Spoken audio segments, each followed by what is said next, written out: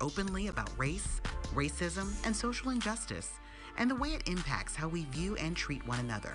We're taking time to hear the stories of those making a difference. WATE 6 on Your Side shares Community Conversations. Hello, everyone, and thank you so much for joining us. I'm Tearsa Smith. 2020 marking a year of change and growth in our country. The resurgence of the Black Lives Matter movement coming on May 25th, that day marking the death of George Floyd, as Minneapolis policeman Derek Chauvin knelt on his neck during an arrest. Protests breaking out all across the country demanding action and those involved be held accountable. Thousands using their voices to fight social injustice and systemic racism. Those protests continuing today, more than 10 weeks later. Demonstrations coming to our own backyard with gatherings and marches popping up across Tennessee. As of mid-June, an estimated 21 million adults have attended Black Lives Matter protests. Tonight, we are taking a look at the Black experience in East Tennessee. Protests highlight the calls for equality, equity, and a reckoning of the past, and an honest look at the way history is told. According to the Appalachian Regional Commission, by 1860, blacks had become 10% of Appalachia's 5.4 million residents. Today, there is a movement to reclaim and highlight the history of blacks in Appalachia. So from the very first people who came in, other than the Native Americans who were here, there were slaves, black Africans at the time, were a part of that experience. The history of Appalachia is one that is still being written. We do research, we do public forums, we do documentary film, we do oral history projects, and all just different things that would allow us to really highlight and make visible the black communities in the region and the contribution of black people to Appalachia. Dr. Nkechi El Amin is a researcher and lecturer at the University of Tennessee. She also works with the project Black in Appalachia. The local students in high school were from places like Tazewell, over across the mountain kindly, because they had buses, like school buses that would bring them over here. Black in Appalachia using oral histories and old photos to tell the stories of decades past, stories often omitted from the usual telling of Appalachian culture. We are responding to that, right? We're responding to that public image of Appalachia as a very white space, a very rural space, and we're saying, hey, black people have always been in Appalachia. As long as white folks have been here, black folks have been here. But there's this invisibility that the black communities in the region experience, and we're trying to bring them to the forefront. Teams of volunteers fanning out across East Tennessee and Kentucky to meet with locals and share their stories and photos, and also meeting with historians. Lynch had close to 2,000 residents. These were complete communities. There were doctors and nurses at the hospital. There were very well-qualified teachers in the schools. Hey everybody, this is Dr. Nkechi El Amin, sociologist of race and place in Black Appalachian experiences. From the project, a podcast also formed. Dr. El Amin co-hosts with Knoxvillian Angela Dennis. So the podcast is, we're dealing with a lot of heavy topics. We're dealing with a lot of, racism is not easy. Racial issues are not easy to deal with. Issues that African Americans and the community in general need to discuss. When we think about the experiences of black people, we see that black spaces, black neighborhoods, black schools, black churches provide a level of safety that we don't have outside of those spaces. Revealing one story at a time, the people that lived, struggled, and thrived throughout the mountains of East Tennessee and beyond. And to really show how black people are not just in the region, it's not just an issue of diversity, but that we have contributed in a major way to the shaping of this region, to the culture of the region, and to what we know as Appalachia today. And you can check out their podcast for yourself. Just head to blackinappalachia.org. You can also listen to it anywhere you listen to podcasts. When you think of the American dream, buying a home, starting a business, and building a community are often a big part of that picture. For a large population of blacks in the 1950s through 70s, those dreams would be dashed. Urban renewal in Knoxville would legally wipe out a community that would never recover. If you take a drive through the heart of Knoxville, you will likely see Knoxville's Civic Coliseum. To build it in 1961, dozens of homes, 9 businesses, and 2 churches were razed through eminent domain in what was once a thriving black community. So in Knoxville, it's going to devastate predominantly African-American community where black and brown people live. Most of the businesses and churches would never recover. In this era of urban renewal, there is no compensation package to help people start over. Established in 1886, Jarnigan and Son Mortuary would make it, and now sits on Martin Luther King Avenue in East Knoxville. That will be one of the only businesses that will survive urban renewal, long term, if you will. There were many that tried to survive, many that, began to try to put things back together, but they won't survive long term. But Jarnigan is one of the very few success stories that we're very proud of, and it is the oldest black business in Knoxville. Gone are resources like the free colored Carnegie Library, which opened in 1917. It offered some of the few services available to blacks at the time. The Gym Theater, which hosted films and shows for African Americans before desegregation, would be replaced by the James White Parkway. We talk about urban renewal. To your point, it wasn't that long ago, and when I talk to people, they don't only share with me what happened to their family business, to their schools, to their houses, but they talk to me about the reverberating effects of how urban renewal felt to the people. The impact of urban renewal would bring about the idea of the Beck Cultural Exchange Center, a place to collect the history of Black Knoxville as its communities were being taken away. Well, it's a word you've likely heard. It carries different meanings, and based on what you earn, it can carry a different impact. We're talking about gentrification. Reporter Blake Stevens looking at the impact and the efforts to provide more equity in the city. There's Miss Carlette. I know she's like, why is Nikisha over there? So I grew up with her.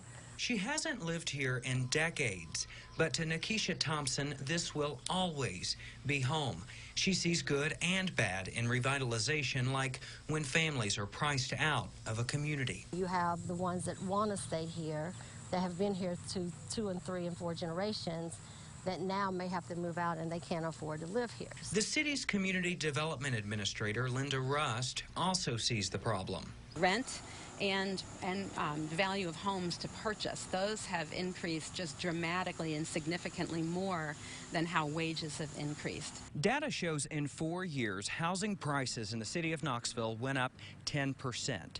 Rent went up 26%, but household incomes on average went up just 5%. That's one issue. The other is this: the supply of homes is not meeting the demand of those looking to buy a home. That's why prices continue to soar. Rust explains this impacts people who depend on affordable rent or homeowners struggling with rising costs. The city aiming to curb that impact. One program helps low-income homeowners with repairs or energy upgrades to lower housing costs. The city supports organizations that provide mortgage and down payment assistance. As a real estate broker, Thompson works to connect people to those programs so families in East Knoxville can stay in East Knoxville. All of my good friends, we all came from here and on this street, in this community, and we know this is a great community. She's also passionate about first-time home buyers, empowering families to build wealth and avoid skyrocketing rent prices. Her family rented out the home she grew up in. That extra income helped put her through college. Then her parents sold it to a first-time home buyer. So now she has equity in her house so that she can actually now pass that on to generations. So I think everybody has to find their place in all of this. But for some, buying is not an option. I'm in East Knoxville. This home behind me is listed for sale on Zillow right now. The website says it sold for $50,000 last May. Since then, it's been totally renovated. The asking price right now is $174,900. This is just one of many examples in the area. The city has invested tens of millions in recent years to maintain affordable housing and build new housing, like here at the Village at Holston Court. Seeing people live here makes me very happy because there is such a need. Thompson posing this question to all sections of the city. What do we want Knoxville to look like? Knoxville's a great place. I've lived here all my life, and I think we have enough smart people around here that we could create an environment for everyone. In Knoxville, Blake Stevens, WATE 6 on your side. Well, Thompson says people interested in selling their home should contact a realtor first. She says they will help ensure you get a fair price at no cost to you. Still to come on Community Conversations, 2 local police officers working together to improve community relations in Knoxville. I always try to give back in my community, and especially with the younger kids, try to play with them, mentor them. How the Knoxville Police Department is working to bridge the gap with the Black community.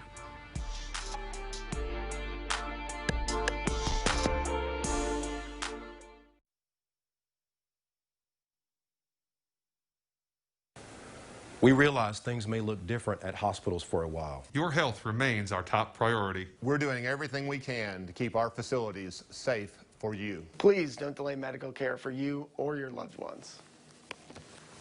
We're one healthcare community. Working together. Working together. Working together. Working together for you. At Covenant Health, East Tennessee Children's Hospital, Tenova Healthcare, and the University of Tennessee Medical Center. we are asking screening questions and taking temperatures of all who enter our facilities. We're limiting the number of people who can visit. We're offering telehealth services whenever possible. We're sanitizing surfaces regularly. And we're all wearing masks. Whether you need to come for a routine visit or screening, Emergency medical care, Follow-up for a chronic illness, Or to have surgery. we are one Healthcare community. continuing to work together. here when you need us.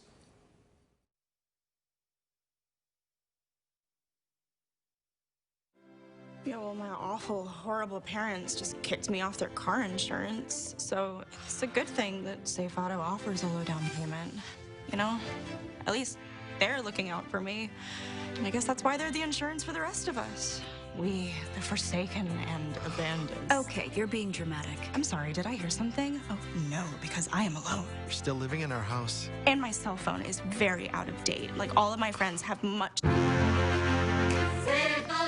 Right now at Rooms to Go. This is it. Time to save. Time to improve the way you sleep. Just choose your perfect mattress set from our big selection of top brands and switch your foundation to this adjustable base for free. King or queen size. And check out our amazing selection of mattress buys throughout the store. Save on Sealy, Serta, Beauty Rest, Therapeutic, and more. There's something for everyone. So find your perfect mattress now at Rooms to Go. Welcome back. Talk to most residents of East Knoxville's Walter P. Taylor homes, and they'll tell you relationships with police were on edge for much of the 90s. But since then, strides have been made to bridge the gap. And that includes the work of 2 officers, one a longtime veteran, the other a product of Austin East, whose mission is to give back to his community. Anchor Bo Williams shows us how they're working together to improve relations. For almost 2 decades, KPD Lieutenant Gordon Gwathney has been calling the streets of Walter P. and East Knoxville home. I like to walk, so I walk to Walter P. every day. And during that time, the KPD veteran has established a lot of bonds, but maybe no greater than the one he has with Officer Matthew Sims. He's 35 now. I've known him since he was 13 or 14. He's my mentor. The residents have seen him with me so much they call me a stepdaddy. A 2003 graduate of Austin East, Matthew Sims is closing in on 5 years as a Knox County School Division officer, a career he has pursued since an early encounter with the man he simply calls Officer G. It was like about 20 degrees outside, and it's real cold, and I said, he was Officer G then. I said, Officer G, you mind to give me a ride home? And he's like, sure. Took me about 3 blocks. When I got out of that car, that's when I made my mind up. That's what I want to do. Nice to meet you. I guess the main thing was how he treated me. He's respectful, and that right there bridged the gap. An approach Officer Sims says he now uses to this day. One of the biggest aspects I pick up from him is respect. I treat each and every person I come in contact with respect. And 9 times out of 10, I get respected back. And that's what Sims continues to do as he works to build the trust with those he serves. I always try to give back in my community, and especially with the younger kids, try to play with them, mentor them, show them that I'm a human being just like they are. A lesson he has taken from his mentor and vice versa. I've been a mentor for him, and he has for me with the community. When a new officer comes out, I try to tell them to be respectful and what to do, how to carry yourself, and most people always tell me. He taught me a lot. I learned from Lieutenant Gwathney, so I just pass it on down. And it's that teamwork, that ability to connect with those they serve that will hopefully assist in bridging a gap. Both those officers are, let's say, they personify what we mean when we say community policing. They exhibit that in a way that just lets us know that it works. It works if we work it. In Knoxville, Bo Williams, WATE, 6 on your side. Now, we recently sat down with Lieutenant Gwathney and former Knoxville NAACP President Dewey Roberts to get their thoughts on whether relations between police and the residents of Walter P. Taylor are improving or continue to struggle. Both admit it is a work in progress, but they say by just starting a dialogue, it is already paying off. Relationship with the police, you know, in the 90s, there wasn't much communication between the inner city citizens and the police, and you know, we had a very hard time getting witnesses now, and now they'll come to us. You can always get better, you can always do more, but you have to start somewhere moving toward a goal of just everybody being satisfied. They want you to listen. If you don't listen, you're not going to succeed. This is a lesson not only for Knoxville, but it's for all across the country. You know, we have to really, really work on establishing that communication between the police departments and the different communities. Now, the Knoxville Police Department has been integrated since 1882. Currently, of its 357 officers on the force, 20 are black, and 1 recruit is nearing graduation from the Recruit Academy. KPD spokesperson Scott Erlin says the primary goal of the department's recruiting efforts are attracting qualified and diverse candidates. The recruitment team specifically targets communities and colleges with a higher population of minority citizens and students, both locally and regionally. Still to come, one local organization building a strong foundation in young people, how they're helping them succeed in school and in life. And a task force in Knox County coming together to address disparities in education, how they're working to close the gap.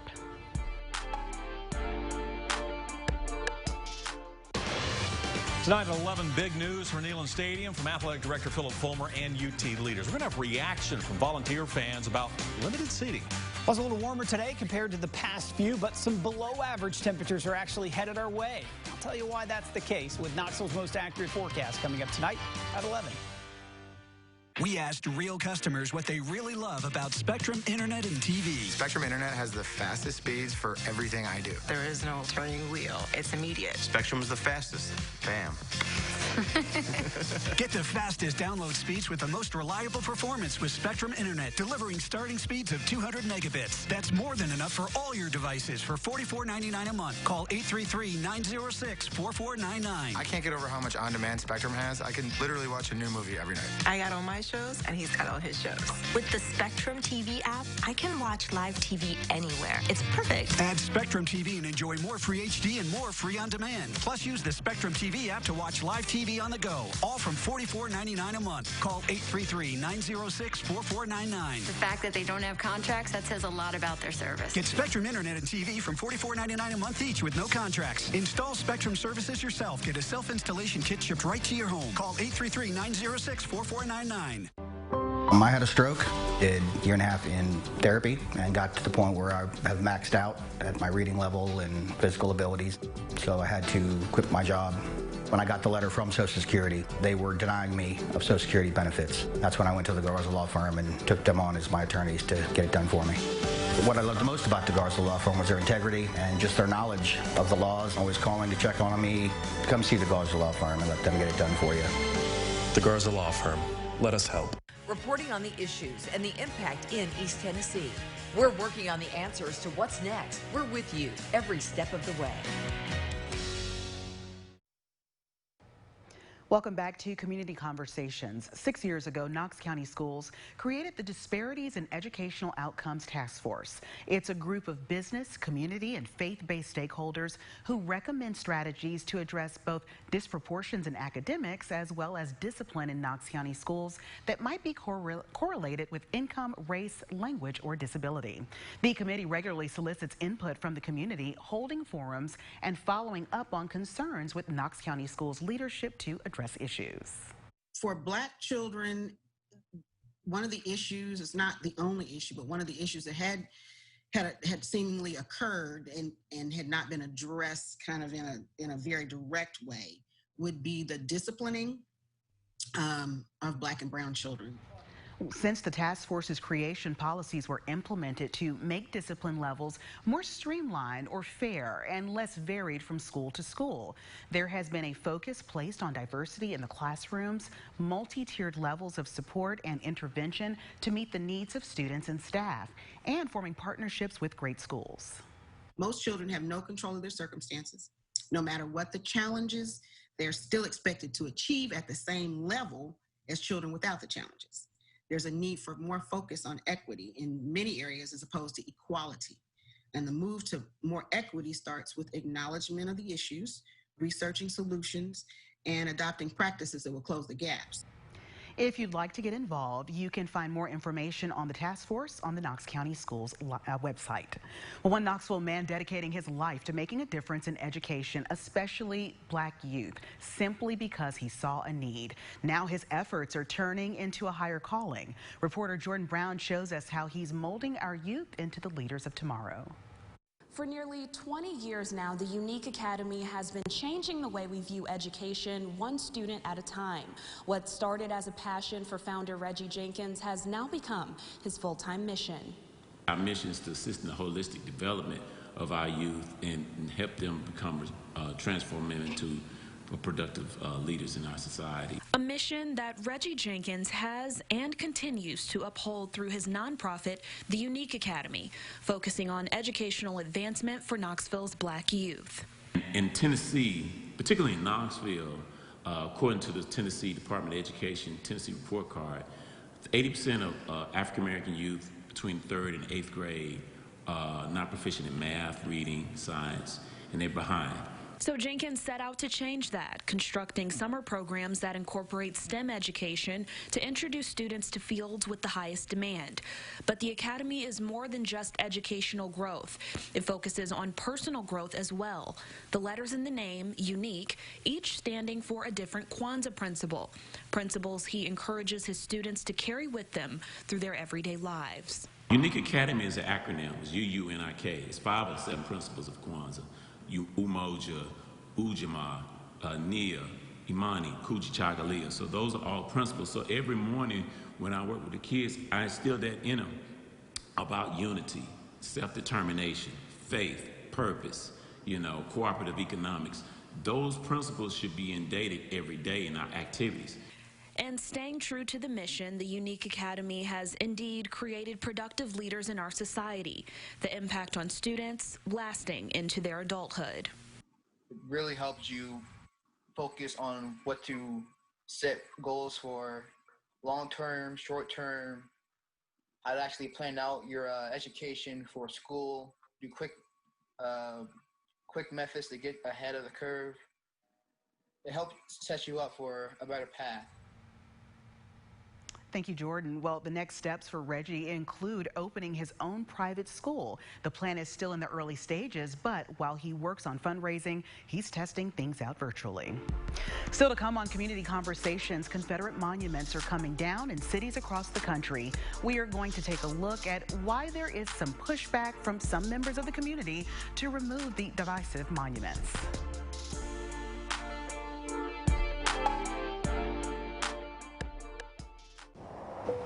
Ladies and gentlemen, this is our final boarding call. Summer may be coming to a close, but there's still time to make memories in a cabin loaded with connected tech and in-drive entertainment.